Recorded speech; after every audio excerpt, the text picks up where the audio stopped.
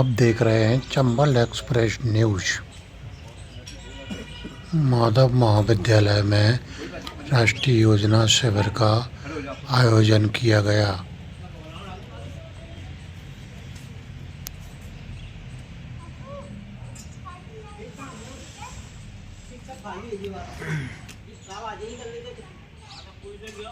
एक हाथ आगे कर लेंगे, राइट हैंड सभी लोग। मैं बोलता रहूंगा पूरा पूरा है ना। मैं बोलूं उसको दोहराना है। मैं शपथ लेता हूँ कि दोपहिया वाहन चलाते समय अनिवार्य रूप से हेलमेट धारण करूंगा और चार पहिया वाहन चलाते समय उसको तेज गति से नहीं चलाऊंगा और सीट बेल्ट हमेशा धारण करूंगा और घायल व्यक्ति की यथासंभव मदद करूंगा।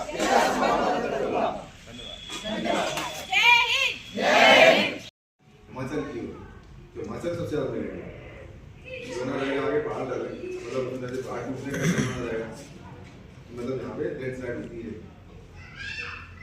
पत्थर गिरते हैं, इस तरह के इंसान रहते हैं, उनको कहते हैं कौशल। बाकी आप सचेत होकर चले। इस तरह की बहुत सारे साइंस की भाषा और बहुत सी ट्रैफिक के जो लाइनें पड़ी रहती है, लाइन रहती है, बत्ती जलती रहती है, उनके बारे में बताया जाता है। दूसरा, ड्राइविंग लाइसेंस ये देख के दिया जाता है कि आपके रिफ्लेक्सेस कितना तेज है। रिफ्लेक्सेस होते हैं कि हम कितनी जल्दी निर्णय ले लेते हैं। कोई घटना सामने हुई, कितनी जल्दी ब्रेक लगाया, कितनी जल्दी कैसे ब्रेक लगाया, ब्रेक डाउन किया, कितनी जल्दी, ये हमारे रिफ्लेक्सेस बताते हैं और ये चेक करके ही वो ड्राइविंग लाइसेंस देते हैं। इसलिए सभी को 18 साल के ऊपर यदि स्कूटी चलानी है तो 16 साल, मोटरसाइकिल चलानी है तो 18 साल। स्कूटी के लिए 16 साल के ऊपर ड्राइविंग लाइसेंस बन जाता है, जिसमें सिर्फ वो स्कूटी चला सकते हैं आप लोग। और गवर्नमेंट की स्कीम में बच्चियों के लिए है कि उनको फीस नहीं लगती। आज से कोई उनकी ड्राइविंग लाइसेंस की फीस नहीं लगती। बाकी बच्चों की 250-500 जो भी हो वो लेते हैं, बाकी बच्चों के लिए फ्री है अपने मध्य शासन की ओर से कि आपकी ड्राइविंग लाइसेंस की कोई फीस नहीं लेगी। आप M-1 पे जाके, M-1 ऐप है, उस ऐप पे जाके आप अपने आप को रजिस्टर कर सकते हैं और अपने घर से अप्लाई कर सकते हैं। आपको अपना आधार कार्ड नंबर अपना अपलोड करना पड़ेगा। आधार कार्ड के बाद आपकी फोटो आधार कार्ड से मिलेगा और आपको बनेगा लर्निंग लाइसेंस। तो 6 महीने की वैलिड रहता है, लेकिन 1 महीने से लेकर 6 महीने तक के बीच में आप उसको परमानेंट करवा सकते हो। उसके लिए आपको RTO पे जाना है और वहाँ जाकर फोटो खिंचानी है, आइरिस आंखों के स्कैन वो होंगे और आपके फिंगरप्रिंट, तीन चीजें हम अपडेट करेंगे और उसके बाद आपका ड्राइविंग लाइसेंस आपके घर आ जाएगा। तो इस तरह से सभी को ड्राइविंग लाइसेंस लेकर ही चलना है, ठीक है। और दूसरी चीज ये वाहनों का बीमा कराते हैं, गाड़ी का बीमा कराते हैं तो हाँ सर, दूसरी भी आता है कि आपकी गाड़ी में चोरी हो जाए तो उसका क्लेम है और आपको दूसरी गाड़ी देंगे। ये आपकी गाड़ी एक्सीडेंट हो गया, सिंपल ही नहीं वेट चल रहा है, गाड़ी कोई नहीं हुआ, गाड़ी का डैमेज हुआ, गाड़ी का डैमेज बीमा से क्लेम होगा, आपकी पॉकेट पे उसका बर्डन नहीं है। तो इसलिए बीमा भी जरूरी है। गाड़ी का रजिस्ट्रेशन, गाड़ी का बीमा होने के लिए साथ करते हैं। और एक 2 व्हीलर करते समय हमारे पास हेलमेट, लेकिन बहुत लोग रहते हैं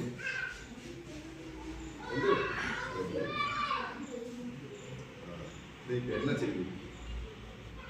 अपने देश में सबसे ज़्यादा जो इंजरी और जो घायल सबसे ज़्यादा जो मौतें होती हैं उससे भी चोट की वजह से हेलमेट इसलिए लगाते हैं क्योंकि हमारा सिर सबसे कोमल पार्ट है और जो जमीन से लगता है तो नुकसान सबसे ज़्यादा इसी को होता है।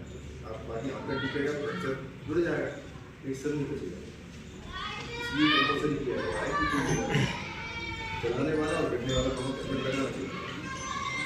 लेकिन हमने हमारे अपने अंदर जमीन पीछे वाला नहीं लगाया, क्योंकि आगे वाला लगा है इसका मतलब उसको मालूम है कि चोट लगेगी, पीछे वाले को नहीं लगेगी, उसको भी मतलब नहीं होगी। अपना देश ऐसा नहीं है कि सिर्फ समझाने से समझ जाए कि अपने आप ही बार वार्निंग दे दी आप अगली बार लगा सकोगे, ऐसा नहीं। टूटी चला दे क्या चला मोटरसाइकिल,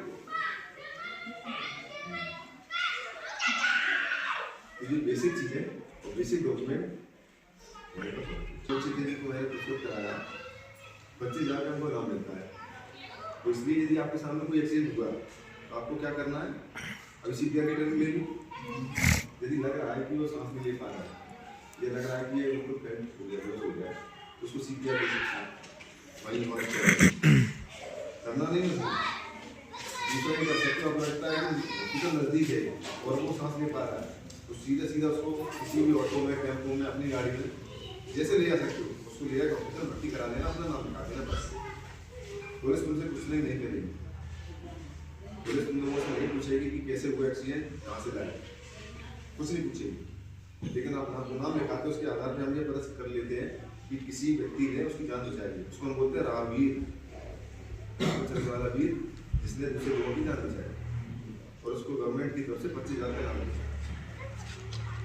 और जो पूरे मध्य प्रदेश में साधारण छपते हैं राहवीर, उन सबके नाम जाते हैं बुखार। उसमें से कुछ और 5 लोग रहते हैं, उनको मिलते हैं 1-1 लाख। मोदी तो इसलिए ये भी ध्यान रखना है कि हमारे आसपास के कोई एक्सीडेंट का दिखाई दे तो सबसे पहले दौड़ के उसकी मदद करनी है, क्योंकि अभी समाज में रहते हैं, हमारे सब रिश्तेदार हैं, सारे भाई हैं, सारे दोस्त हैं, सबको पहचानते हैं। तो जिसके साथ भी एक्सीडेंट हुआ वो कहीं ना कहीं आपसे जुड़ा हुआ है, हमारे बड़े छोटा सा शहर है, अपनी लोगों की मदद करें। हम NSS में भी सीख रहे हैं, सेवा करने का सीख रहे हैं ना, तो ये सेवा करते हैं। और दूसरी चीज़ ये भी है कि आप उसको ये भी बता सकते, ये भी नहीं कि आपने हॉस्पिटल भर्ती करा, हॉस्पिटल वाला आपसे पैसे मांगेगा। मध्य प्रदेश सरकार की ओर से उसका 1.5 लाख तक का इलाज बिल्कुल फ्री है। किसी भी आप एक्सीडेंट वाले ले जाओगे, उसका 1.5 लाख तक का इलाज फ्री करेगा, इसलिए आपसे पैसे मांगने की बात नहीं है। और दूसरा, उसको यदि कोई ज़्यादा हो जाता है तो 50,000, और यदि उसकी डेथ हो जाती है तो उसको 2 लाख गवर्नमेंट की तरफ से मिलता है। किसी एक्सीडेंट वाले की ले गया, उसकी डेथ वजह ना हो, 2 लाख कैश मिलती है, और जो लेके आएगा उसको 25,000 मिलेगी। तो 2-3 योजना है, लोगों को मालूम नहीं। तो इस तरह से उसको ध्यान भी रखना है, अपने दोस्तों को भी बताना है, और जिनको बता सकते हो उनके साथ में डिस्कस करना है।